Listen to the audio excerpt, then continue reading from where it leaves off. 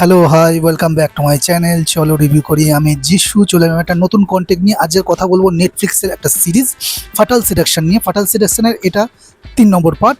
এর আগে first part এবং সেকেন্ড পার্ট যারা কমপ্লিট করেনি তারা আগে কমপ্লিট করবে এই সিরিজটা দেখার জন্য। কিন্তু প্রথম এবং সেকেন্ড পার্ট দেখা অবশ্য, কারণ দুটো পার্টেরই কন্টিনিউশন কিন্তু এবারে থার্ড পার্টে হতে চলেছে। বেসিক ইনফরমেশনগুলো যদি দিই, এইবারের সিজনটায় মোট 11টা এপিসোড আছে, আর প্রত্যেকটা এপিসোডের ডিউরেশন ওই আধ ঘন্টা ধরে চলো। এইবারের যে সিজনটা, সেই সিজনটা হিন্দি ডাবলি পেয়ে যাবে, আগের দুটো সিজনও হিন্দি ডাবলি পেয়ে যাবে। আর নেটফ্লিক্সে আছে তো বললামই, এটা বেসিক্যালি একটা দক্ষিণ আফ্রিকান সাউথ আফ্রিকান একটা সিরিজ। আর এই সিরিজটা কিন্তু তোমরা ফ্যামিলির সাথে দেখার প্ল্যান একদমই করবে না। আর এই সিরিজটা যেরকম আগের দুটো সিরিজ, এই সিরিজটাও সেরকমই। মানে এই সিরিজটা বেসিক্যালি কিন্তু ওই মানে একটা গুড ইন্টেন্সিটি, মানে গুড ইন্টেন্সিটি বললাম, একটা চরম একটা ইন্টেন্সিটি, এবং তার সাথে তোমরা থ্রিল পাবে, এবং তার সাথে রোম্যান্স থাকবে, এবং তার সাথে থাকবে রহস্য। তো সব কিছুর একটা মিক্স কনসেপ্ট কিন্তু ফাটাল সিলেকশন। তো এবারও সেটা কিন্তু বজায় রাখা হয়েছে।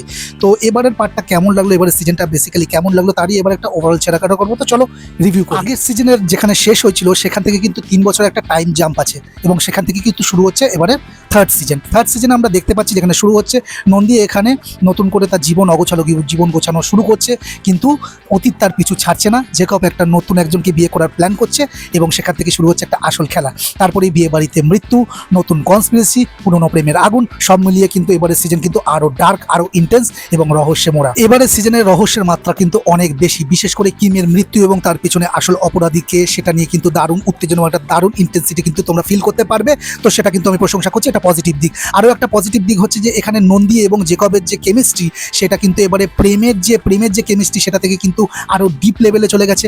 এবারে তাদের ভিতরকার যে মনস্তাত্ত্বিক যে লড়াই, যেটাকে আমরা বলতে পারি সাইকোলজিক্যাল ওয়ারফেয়ার, কিন্তু দারুণভাবে কিন্তু ফুটিয়ে উঠেছে, এবং পার্শ্ববর্তী যে ক্যারেক্টারগুলো আছে তাদের ডার্ক এবং গ্রে সাইড কিন্তু সুন্দরভাবে ফুটিয়ে তোলা হয়েছে। এই সিজনে এবারে নতুন কিছু ক্যারেক্টারের অ্যাডিশন কিন্তু গল্পের মোড় বারবার ঘুরিয়ে দিতে সাহায্য করেছে, যেমন থেরাপিস্ট স্যান্ডার কথা বলতে হয়। সাউথ আফ্রিকার লোকেশন এবং সিনেমাটোগ্রাফি কিন্তু এবারেও বেশ স্টাইলিশ এবং লাক্সারিয়াস লেগেছে, সেটাও পজিটিভ দিক। তো এবার এতগুলো পজিটিভ দিকের পরে নেগেটিভ ইস্যুতে কিছু চলে আসবো, যা আমার কিছুটা খটকা লেগেছে। তো নেগেটিভ ইস্যুতে প্রথমে যেটা বলতে হবে, এবারের সিজনের কিছু জায়গায় কিন্তু আমার মনে হয়েছে যে যেন মনে হচ্ছে সোপ অপেরা বা অতি নাটকীয় লেগেছে, এবং বিশেষ করে ব্ল্যাকমেল এবং কনস্পিরেসির কিছু কিছু জায়গা কিন্তু রিয়েলিস্টিক কিন্তু একেবারেই নয়, বাস্তবসম্মত মনে হয়নি সেই জায়গাগুলো। আমার 2 নম্বর নেগেটিভ ইস্যু হলো নন্দী এবং জেকবের সেই একই আকর্ষণ বিকর্ষণের সেই খেলা। এটা কিন্তু এবারে আমি বিশেষ করে আমার কথা যদি বলো, তাহলে আমি কিন্তু এক্সপেক্ট করেছিলাম সেটাকে কিন্তু আরো নতুনভাবে ডিল করবে, আরো একটু বিষয়টা এগোবে, কিন্তু সেই আকর্ষণ বিকর্ষণের খেলা কিন্তু চলতে থাকে, এবং এটা কিন্তু একঘেয়ে লেগেছে কিছু কিছু জায়গায়।